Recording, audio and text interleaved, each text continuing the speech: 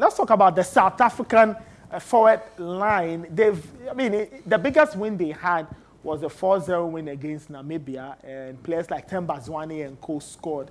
But the chap we'll be focusing on is Evidence Makgopa, and I love his first name, Evidence Makgopa.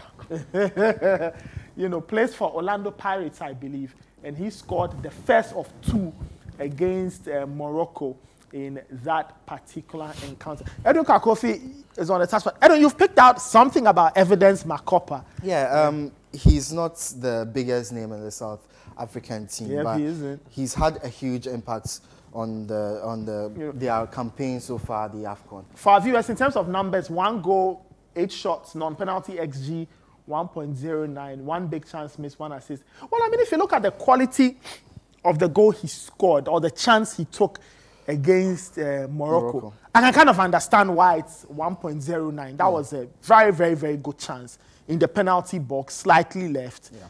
I mean, if you score that's worth 1.09 in terms of the XG. And look, his finishing might not be the very, very best, but what impresses me is the positions he takes in between defenders. He knows exactly who to target. He knows exactly where to stand, when to move for the ball. And holding your line as a number 9 is very important to any team. So he waits for his moment. He bides his time. He creates space. What he does here really smartly. And I'd like us to take a better look at it. The way he realizes there's not enough space initially between the 2 centre backs right here. So what he does is he moves back, basically pushing Roman size back as well, creating enough space for the pass to come through. And that's what he's been doing throughout this tournament. He moves back, Roman size moves with him, there's enough space for the pass to come through. And then he makes the opportunity to make the run. That's very intelligent. It's very intelligent. It's very intelligent for. And I like that because if you go back to the start of the sequence, that gap is very small. You can't thread the pass through. So he moves backwards. Of course, that forces Saiz to also move backwards to create enough space for him to challenge Makgopa in case he gets the ball. And in doing that, it creates enough space for the pass to go through.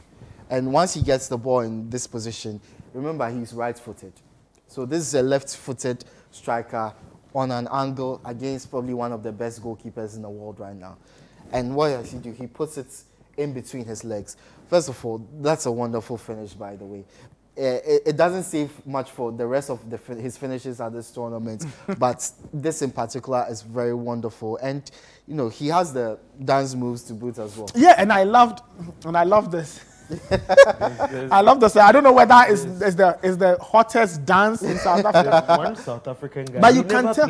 But he always leads the celebration. But you can tell that when the goal went in, everybody just running. This guy in the Kevin game, the same thing. The tall guy with the red boot. He's never pleased, but he's always leading celebrations. my producer asking if Edwin can demonstrate the dance. I broke my but dancing will just bring that injury back. So but I think that maybe we should. Maybe my producers are listening. Go celebrate. Yeah! Kidi Aba, it reminds me of Kidi Aba. I really miss him when I see Congo.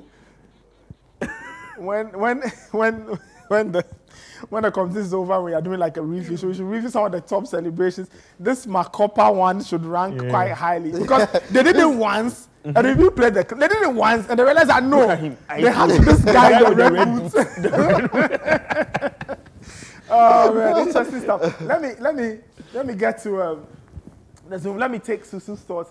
Susu, I'm sure in the South African forward march, I don't think Evidence Makgopa's name would have emerged. Would have expected others, but Percy Tau and co. But it looks like he's a player who has played his way into contention. It looks like Hugo Bruce will be relying on him to recreate moments like these against the Moroccans if they will get to another AFCON final. No, look, he started every game. And once you are starting every game, regardless of results, the coach trusts you. Because you lose the first game against Mali. They persist to do it against Namibia. You get an assist. Okay, you didn't score. Tunisia, they give you the chance again. No goals in that game. you open the scoring against Morocco. You give your team a good platform because that goal opens the game up. Morocco put forward. Now it's easier for you to play on the counter than your teammate gets the clinching free kick. So I believe he's had a fairly good tournament, like we said. He's only at 23? He's a fairly young player. There's a lot of growth left for him. So look, the South African team again is one of the more solid teams because apart from the Mali game, they've not considered this tournament. Yeah. So you need a striker who you give him a little something, he's going to get that goal for you. And that goal against Morocco, it was a good chance, but it wasn't a great chance. This is the type of chance that a lot of strikers will not be able to take. And to do it on your weaker foot is very impressive. So look, he's the type of striker you need when you're playing a defensive game because he knows his job, he does his job well, and he allows others to play the game. That's the type of striker he is. He's able to combine well with the team. And it's interesting because he's one of the few players who's not coming from Sundowns. There's a lot of Sundowns players in the team, and he's from Orlando Pirates. So it shows his kind of adaptability to kind of play with players who are a lot on the other team and kind of meld and mold and be part of the unit that's South Africa. Because South Africa's strength is their cohesion. That is what makes them so good. And that's why they move the ball so well. Because it's like these guys have played together for years. Like they know each other inside out. So he's playing very well. He's looking very good. But it's going to be a tough match, like we've said. The Nigerian defense is very tough. Nawalabi, is that how you pronounce it? I'm not, you know me, my name. Nwabili. Nwabili, yes, thank the you. Goalkeeper is looking great in the Nigerian goal. And like I said, he saved 90% of the shots he's faced so far. So he's not someone that is beaten easily from what we've seen. So it's going to take a lot to get that goal. So it'll be interesting. But look, I expect a very low scoring game. I expect to see a 1-0, 2-0 at best kind of game. And, someone like Lukman, Osimhen, and him, they are going to be the guys who really have to step up. But in terms of Makgopa, I'm struggling with their names. I'm struggling with. We should be doing a course. We should do a course where we do the names. Yes, we should. We have to practice more. But look, I expect him to have more of a game where he kind of occupies the defenders, maybe lays on a chance for his teammates, that kind of thing. That's the type of game I expect to see from him. I don't see him as the kind of, throw the ball into the box at him and he'll deliver goals. No. He's not that type of striker. And we are seeing now in the world of football a lot of strikers who are more that type of way. They kind of create the chances for others. They kind of create the space. And the wingers are the ones who are expected to do a lot of the scoring. So goal-scoring strikers are a bit rarer nowadays. But when you do have them, they are a good thing to have. But I expect a very good game. I think these are the two most practically solid sides in the competition. Yeah. In a way, it's a shame that they're not playing in the final for me because these are two very solid sides tactically. Okay, all right.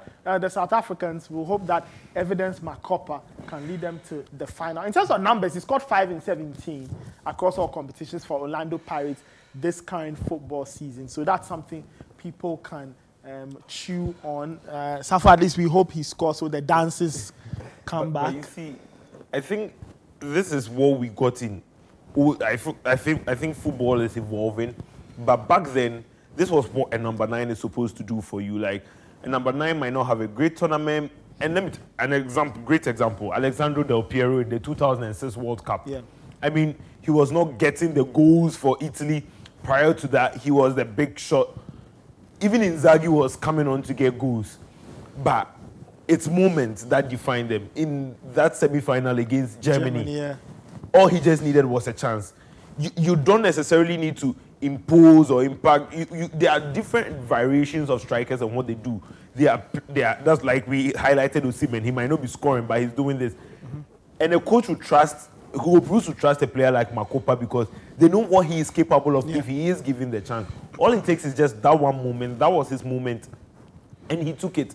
And so that's what you get from these kind of number 9s and why they would always start, because they are not there to win fouls or there to win most touches in the boxes or there to be defensive attackers or whatever.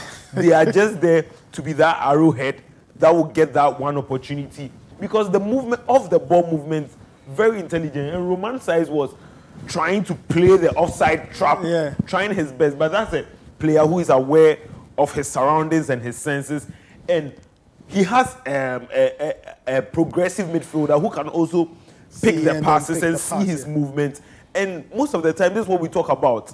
Because if you have an attacker, what a midfielder is supposed to do is to be able to pick up his movement. So you would have a certain country I wouldn't mention who have attackers who are making runs and making movements. I tell you, if it was that country, they would have turned back and then passed or then tried to win a foul, and then that of the ball movement is gone to waste. So that's why a coach would trust a number 9. That's why you have number 9s in the team, and he's definitely going to start against Nigeria. No two ways about it. And he said something, because there were a lot of criticisms coming in from South Africa that he was not scoring enough and all of that. He replied that if you are not scoring, it doesn't mean like it's the end of the world, but as an attacker, the goal is to get goals, and that's what he gets when the opportunity comes. Well, we hope Evidence Makgopa. I just want to talk about add to what Safo said, that even Olivier Giroud, when in the 2018 World Cup, he didn't even have a shot on target, let alone a goal. You know, so sometimes your role is to kind of help others be better. Sometimes your role is to improve that, because Griezmann was scoring, Mbappe was scoring, you know, we had people come, Pogba scored here and there. So the midfield was able to get goals because Giroud was able to do his job. Giroud himself did not score. No goals, but he got his World Cup medal. He played his matches, got his World Cup medal, and everyone went home happy. So sometimes it's not all about, oh, my striker is scoring. It's the team winning, yes or no. That's all that matters. So. Okay, all right. We'll see what happens to Evidence Makgopa and the rest of the South Africans as they get ready to play in that semi-final.